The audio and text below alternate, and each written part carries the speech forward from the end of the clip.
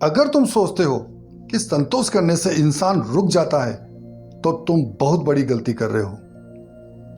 वर्तमान समय में संतोष की असली ताकत छुपा दी गई है। संतोष को गलत तरीके से पेश किया गया है। आज दुनिया कहती है और चाहिए और चाहिए, लेकिन सच यह है कि जिसके अंदर संतोष नहीं है वो कितना भी पाले खाली ही रहता है। तो अब सवाल ये उठता है कि क्या संतोष तुम्हें रोकता है या तुम्हें सही दिशा दिखाता है? नमस्कार दोस्तों, पिछले वीडियो में हमने वैराग्य को समझा था और साथ ही ये भी समझा था कि वैराग्य के बिना मोह का टूटना असंभव है। वहीं पर एक चीज़ और निकल कर आई थी कि सिर्फ और सिर्फ वैराग्य होने से मन में एक खालीपन भी पैदा हो जाता है। और दोस्तों, उसी खालीपन को एक चीज़ भरती है और वो है संतोष। तो क्या होता है ये संतोष? तो दोस्तों, जैसा कि आपसे वादा किया गया था कि इस चैनल पर अध्यात्म को आपको बिल्कुल सरल से सरलतम तरीके से समझाया जाएगा, क्योंकि यहाँ पर सच दिखाया जाता है, दिखावा नहीं। तो दोस्तों, संतोष क्या होता है? दोस्तों, जो है उसमें शांत रहना, उसका आभार मानना और जो चाहिए उसके लिए कर्म करना, यही अवस्था संतोष कहलाती। मैं थोड़ा इसे खोलकर समझाता हूं। दोस्तों, हम सभी एक बहुत बड़ी गलती कर रहे होते हैं। दोस्तों, हमारे पास जो चीजें नहीं हैं, हम उन्हीं का चिंतन करते हैं और उस चिंतन की अधिकता के कारण ईश्वर ने या प्रारब्ध ने हमें जो चीजें प्रदान करी है, जो हमें प्राप्त है, उसका आनंद लेने से भी हम चूक रहे हैं। ये असंतुलन ही एक बहुत बड़ा गैप पैदा कर रहा है। संतोष इसी गैप को फिल करता है। संतोष कुछ नहीं है। आप जितना ध्यान अप्राप्त वस्तुओं की तरफ लगा रहे हो, उतना ही ध्यान आप जो प्राप्त वस्तुएं हैं, आपके जो अचीवमेंट्स हैं, उनकी तरफ भी लगाओ। तो एक संतुलन पैदा हो जाएगा, एक बैलेंस पैदा हो जाएगा और आपका मन जो है आनंद से भर उठेगा। दोस्तों, हम अपनी तुलना दूसरों से करते हैं और दूसरों से भी किस व्यक्ति से करते हैं? जो हमसे उच्चतम श्रेणी में है।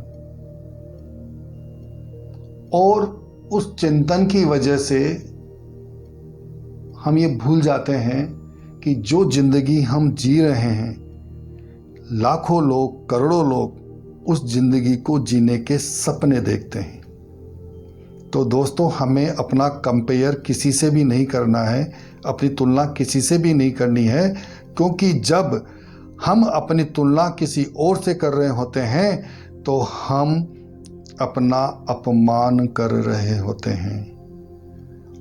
और स्वर्ग वाले वीडियो में ये मैंने बताया भी था कि जब हम अपनी तुलना किसी से करेंगे तो जिस व्यक्ति से तुलना की जा रही है वो या तो हमसे उच्च श्रेणी से बिलोंग करेगा या वो हमसे निम्न श्रेणी से बिलोंग करेगा।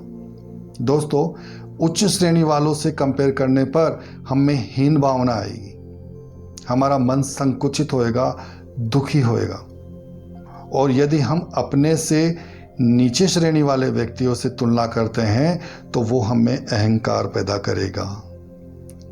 तो दोस्तों, किसी से कोई तुलना नहीं करनी है और ईश्वर ने या प्रारब्ध ने जो भी हमें दिया है, जो भी हमें प्राप्त है, उसमें संतोष करना है। मतलब उसमें प्रसन्न रहना है, उसमें संतुष्ट रहना है, उसमें शांत रहना है, उसका आभार मानना है, ईश्वर को उसके लिए धन्यवाद देना है और जो हमें चाहिए उसके लिए शास्त्र सम्मत या शास्त्र जिसकी आज्ञा देते हो उस प्रकार से कर्म करते रहना है। दोस्तों यही संतोष है। तो ये संतोष को गलत तरीके से किसने पेश किया, इसकी भी मैं आपको वजह बता देता हूं। दोस्तों पिछले कुछ वीडियो में मैंने आपको बताया था कि पाश्चात्य संस्कृति से हम लोग बहुत ज़्यादा प्रेरित हो रहे हैं और अपनी समृद्ध संस्कृति को छोड़कर उनके ओर भाग रहे हैं। दोस्तों मैंने देखा है कि एक कल्चर चल रहा है मोटिवेशनल स्पीकिंग के नाम पर। ये मोटिवेशनल स्पीकिंग जो है ये वेस्टर्न कल्चर से ही इंस्पायर्ड है। इसमें हमारा अपना जो शास्त्रों का जो ज्ञान है वो कहीं भी नहीं है। दोस्तों मैंने खुद सुना है किसी मोटिवेशनल स्पीकर के मुंह से कि अगर आपने संतोष कर लिया तो आप जीवन में आगे बढ़ ही नहीं सकते। Satisfaction means end of life. दोस्तों जब ये मैंने सुना तो मैं चौंक गया। मैंने सोचा कि नई पीढ़ी को कितना गलत दिशा में धकेला जा रहा है। एक अंधी दौड़ में उसको जबरदस्ती धकेला जा रहा है, उसके ब्रेन को वॉश किया जा रहा है। नहीं तो दोस्तों आप में से जो भी 40 प्लस की एज से बिलोंग करते हैं उन लोगों ने बचपन में एक हमारे मिडिल स्कूल में, प्राइमरी स्कूल में मॉरल एजुकेशन चला करती थी, नैतिक शिक्षा, जिसमें हमें यह सिखाया गया था कि संतोषी सदा सुखी। और वही क्यों, अध्यात्म शास्त्र भी कहते हैं कि संतोष परमो लाभ है, संतोष ही परम धन, संतोष को ही परम धन बताया गया है। और दोस्तों अध्यात्म शास्त्र में तो संतोषी व्यक्ति की इतनी महिमा बताई गई है, इतनी महिमा बताई गई है कि उसकी महिमा के आगे चक्रवर्ती सम्राट की महिमा भी फीकी लगती है। दोस्तों ये वीडियो पसंद आ रहा हो तो इसको लाइक और शेयर जरूर करें और आगे भी ऐसे सच आप तक पहुंचते रहे, इसके लिए प्लीज चैनल को सब्सक्राइब भी करें। तो दोस्तों संतोषी व्यक्ति की जो महिमा अध्यात्म शास्त्र कहते हैं वो बहुत चौंकाने वाली है। संतोषी व्यक्ति के मुख पर ऐसी सौम्यता आ जाती है, ऐसी शांति आ जाती है, ऐसी निर्दोषता झलकती है जिससे कि उसके संपर्क में आने वाला कोई भी व्यक्ति प्रभावित हुए बिना रह ही नहीं सकता। उसकी ऐसी छवि बन जाती है, उसके मुख से ऐसा संतुष्टता का भाव उदय होता है, ऐसा संतुलन, ऐसा बैलेंस उजागर होता है कि उसकी छवि सबको अपनी ओर सहज ही आकर्षित कर लेती है।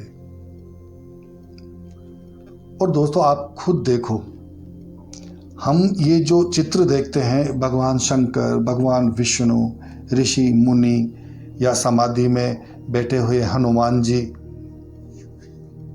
इनके मुख पे कभी गौर करना दोस्तों आप, उनके मुख पर कितना गजब का संतोष और शांति झलकती है। दोस्तों संतोषी व्यक्ति के सामने कितनी भी विपरीत परिस्थिति आ जाए वह अपना संतोष और धैर्य कभी नहीं छोड़ता। संतोष आपको आगे बढ़ने से नहीं रोकता है, लेकिन बिना संतोष के जो प्रगति है वो सिर्फ एक दौड़ बन जाती है। दोस्तों जो भी हमारे पास है, चाहे कम हो या ज्यादा हो, उसके लिए कृतज्ञता की भावना,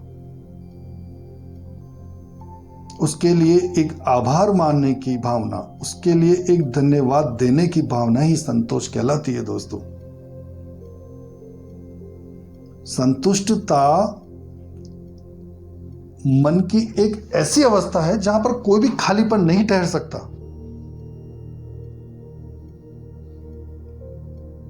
तो दोस्तों पिछले वीडियो में जो हमने समझा था कि अगर वैराग्य मोह को छोड़ना सिखाता है तो हम कह सकते हैं कि संतोष तुम्हें जीना सिखाता है। और जब ये दोनों एक साथ आते हैं तब मन धीरे धीरे शांत होने लगता है। लेकिन अभी भी एक चीज और बाकी है जो मन को दिशा देती है, और जब तक वो स्पष्ट नहीं होती तब तक जीवन भटकता रहता है। वो क्या है ये हम समझेंगे अगले वीडियो में। तो तब तक के लिए नमस्कार दोस्तों, धन्यवाद।